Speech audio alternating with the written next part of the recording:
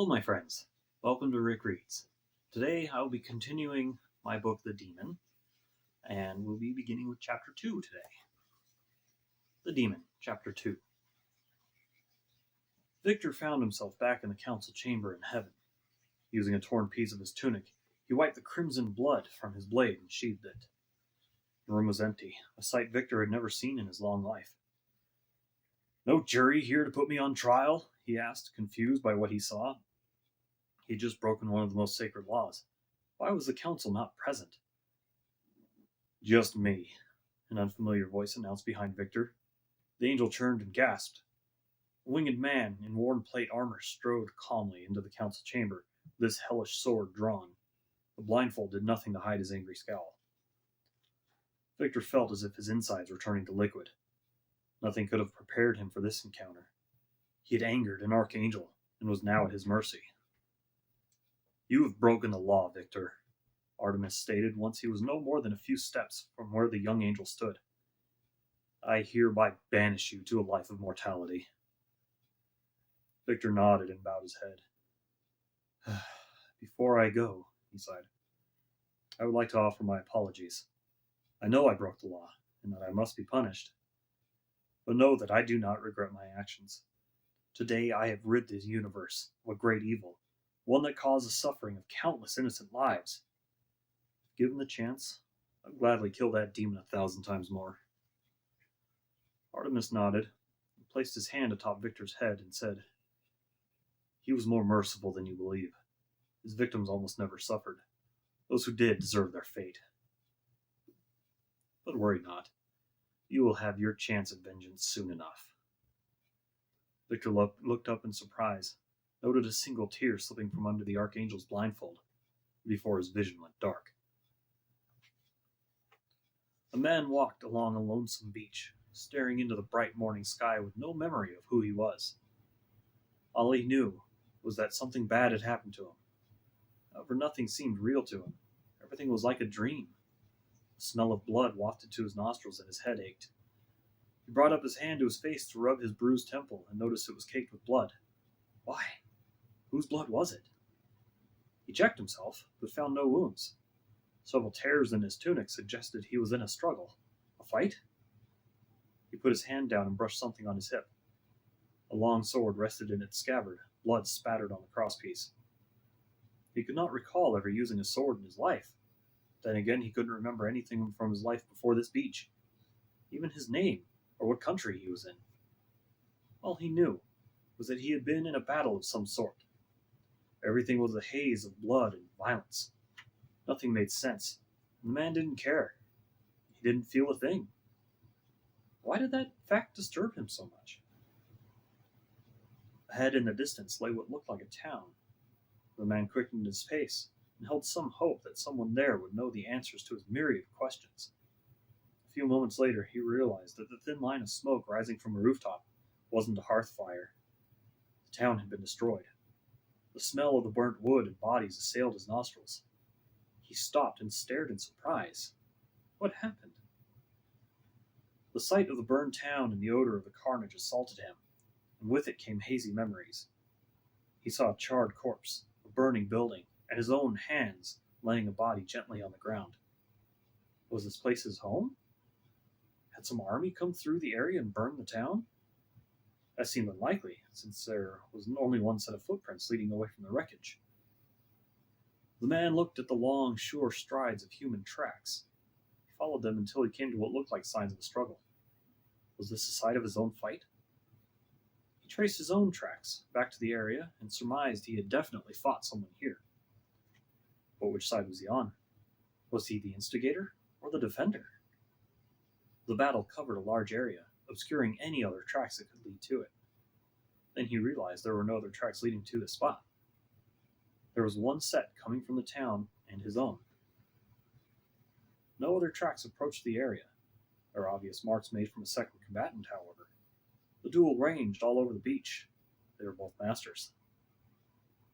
The man scratched his head in confusion. He looked around for any other clues, but found none. His gaze finally went out towards the ocean, hoping for some insight. He watched the waves crash upon the shore, one after the other. A few rocks split the waves here and there, causing the waves to stagger in tempo. Nothing came to his beleaguered mind. Why was there only one set of footprints? Where was his adversary? Clearly, whomever he had fought could not still be alive. The tracks were not from a friendly duel, it was a fight to the death. How do I know so much about battle? The man asked himself. Feeling like he'd find no answers until he could remember who he was, he decided to find shelter. Not wanting to sleep among the dead, the man stayed away from the burned town and sought refuge in an abandoned shack outside the gates. The next day, he wandered along the road, wishing for some miracle to offer him food. Several miles down the road, he found a sign pointing out multiple destinations. The town he'd come from was apparently called Courteous, a name that told the man very little. The nearest town to the west was Massalia. Somehow that told him exactly where he was. He was in the Celt territory of Gaul, sometime in the 4th century BC. Massalia was a colony of... The man couldn't remember which country. It didn't matter. All he knew was that this country didn't seem to give him the feeling of home. Shrugging, he turned west and followed the road to Massalia. In the freezing water near Courteous, a body stirred. A man rose up from the surrounding rocks, shivering and coughing. His clothes were soaked and torn, and he felt a burning pain in his chest. A shaking hand came up to clutch at a wound that wasn't there. He stepped from the cold water onto the sandy beach and looked up at the wreckage of the town. Memories of what happened flashed through his mind, showing pictures of corpses, burned out homes, and one man. The image of that man burned in his mind, fueling feelings of hatred and rage. That man was the reason for his suffering, though he didn't know exactly what that meant. All he knew was that he was driven to hunt the man down and kill him. He reached for his sword, instinctively knowing it would be there, and drew it. The long blade gleamed in the afternoon sun, seemingly hungry for blood. The soaked man strode off, following a set of footprints he found in the sand. Massalia loomed ahead, and the amnesia-ridden man smiled to himself despite his fatigue. Not a bustling city, Massalia was still a haven of life to the man who had spent his last 2 days traveling on a little-used road. He approached the walled town and walked up to the gates where 2 guards stood at attention, spear tips shining in the sunlight. The man was glad the dirt from the road covered the blood on his clothes. "Halt!" one of the guards ordered. "Who are you, and what is your business here?" The accent seemed familiar to the man, but he couldn't quite place it. The man stopped and noticed the guard was sweating. Cool air couldn't have caused it, the man realized. He looked around and also noticed the wall was fairly new and hastily built. "State your name," the guard repeated. Thinking it would be suspicious to these wary guards if he didn't have a name, the man stated the first name that came to mind.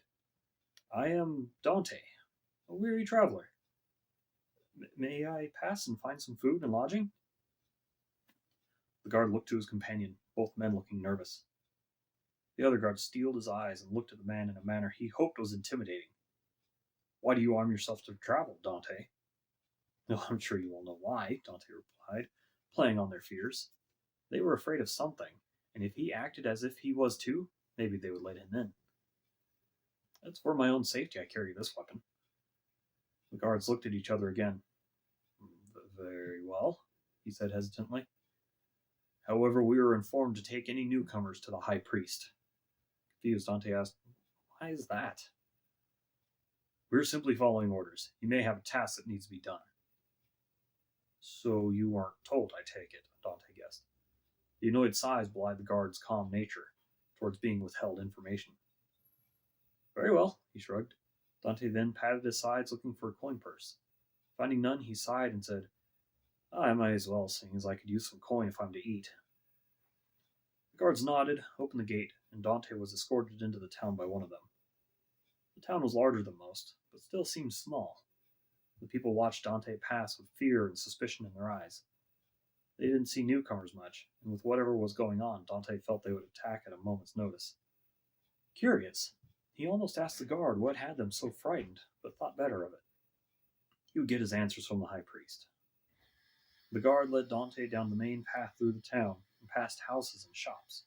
At the other end of the town was a large building, likely the place where they were headed.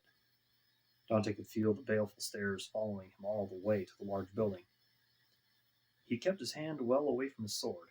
He meant these people no harm, and he wanted to show it. Here we are, the guard stated. Go inside and speak with our high priest. You will be escorted by 2 soldiers at all times while you are inside. If the high priest is generous, he may give you some food. I suggest at least washing your face of the dust from the road. He walked away, headed back to his post. Looking around, the man found a basin of water, likely for the poor or the horses to drink.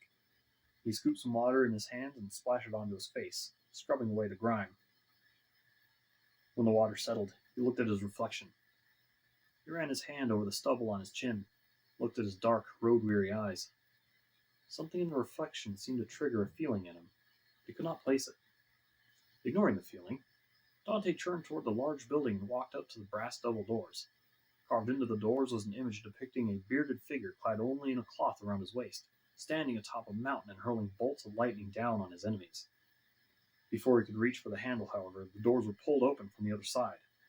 A pair of soldiers stood at attention on either side of the doorway. 2 more stood ready to escort Dante further inside. Dante stepped over the threshold and fell in line between the soldiers, who had already started marching down the sunlit, pillared hall. Sensing these soldiers were far less talkative than the gate guards, Dante kept silent, contenting himself with observing the architecture of the building. Marble pillars lined the walls, supporting the stone roof, and carvings depicting various religious figures adorned the spaces in between. Marble busts of great men stood on pedestals beneath the large windows, their stone gazes seeming to follow Dante as he walked past. Great statues of several gods towered over those in worship. Some looked up at the sound of the soldier's sandals slapping against the marble floor and stared in tense wonder at the newcomer. Figuring he was in the temple, Dante wished he had had time to bathe before coming here. The soldiers stopped so suddenly that Dante nearly walked into the broad back of the one in front of him. He glanced around and saw who he thought to be the high priest kneeling in prayer under a statue of a god wielding a 2-pronged pitchfork. In the back of his mind, Dante recognized the statue of Hades, the lord of the underworld. Please watch over the souls of Quatat's deceased, Lord Hades, the high priest whispered. Finishing his prayer, the old man stood, bones creaking from age. He held himself up with a thick staff topped with an eagle. A visitor to see you, Your Holiness, the lead soldier stated. The old man looked from the soldier to Dante, smiling lightly. Thank you, Dascus, the high priest rasped. Please remember to simply call me Aligir, though. The soldier bowed, said nothing, and stepped away to stand at attention in a nearby alcove, followed by the other soldier. The other man turned to Dante and smiled. You are new here, are you not? Dante nodded. I hear you wanted to see all newcomers. Why is that? The gods have given me a divine purpose, Aligir sighed. That fact seemed to weigh heavily upon his withered shoulders. I was approached by an emissary of Mount Olympus last week. He informed me that I was to find a worthy man or woman to take up a holy quest. Dante looked at the old man skeptically. And you think such a person would simply walk right into your town here? I apologize for seeming rude, but the world is quite large and this town is rather small. Aligir smiled and nodded acquiescence. That is what I told the emissary. He was quite convinced that our hero would come through those gates. He said that it would happen no more than a week after news of Quata would reach us in Massalia. Sure enough, his words were true. Here you stand. Dante laughed aloud. You truly think I am your hero? Were you given a description of me? Or do you tell us to all who come through here? You suffer from memory loss, do you not? Aligir asked with a wry smile. Dante's mirth vanished. How do you know that? The emissary told me you would not remember who you were, but that I can be assured that you were the hero we needed. A demon is on the loose in our world, and the emissary has tasked you with hunting it down and killing it. The mention of a demon brought memories of burning Quatat, flooding back to Dante. Once again, he found his mind's eye viewing the carnage wrought there. He unconsciously gripped his sword hilt. The feeling of the worn canvas grip soothed his nerves somewhat. Perhaps he was hunting the demon before he lost his memory. That would explain the missing tracks. Demons are masters of magic. The demon could teleport itself wherever it wanted if it knew how, or it could fly. With magic, all manner of feats were possible. Did this emissary Alighier mentioned already appoint Dante to the task of hunting the demon? It seemed the demon had escaped, otherwise Dante would not have been given the same job again. What if there was another demon? Was Dante a demon hunter? Somewhere at the back of his mind, Dante felt he had heard the term before. So many thoughts and questions swirled through his consciousness. I see something has sparked a storm in your imagination, young one, Alighier muttered. The emissary did mention something like this would happen. Dante's mind was ablaze with new questions. I must rest. Is there somewhere I can go to take a meal and sleep? Alighier smiled warmly and pulled a small sack of coins from a fold in his robes. He offered it to Dante and said, Take this as initial payment. Get a warm meal, a bath, and some new clothes. Rest easy, for we have more to discuss in the morning. Dante nodded his thanks and left the temple, accompanied by the two soldiers until he reached the brass doors. Nearby was an inn with everything Dante needed. The clothes were clean, the meal was warm, the bath was hot, and the bed was soft. Mentally and physically drained, Dante fell asleep quickly. The next morning, Dante rose to the sound of the townsfolk going about their daily business. He yawned and stretched to sleep from his muscles and dressed quickly. He wanted to get an early start to the day. If he was to be hunting a demon, he wanted to be ready for whatever needed to be done. He walked downstairs to the main room of the inn. Morning sunlight filtered in through the window, and the innkeeper was already hard at work preparing food. Dante continued outside and stopped in his tracks, realizing he completely missed the obvious signs. The inn was different from the one he had fallen asleep in. He was not in Massalia anymore. And that, my friends, was The Demon, Chapter 2. I hope you enjoyed it, and I hope you have a wonderful day. Goodbye.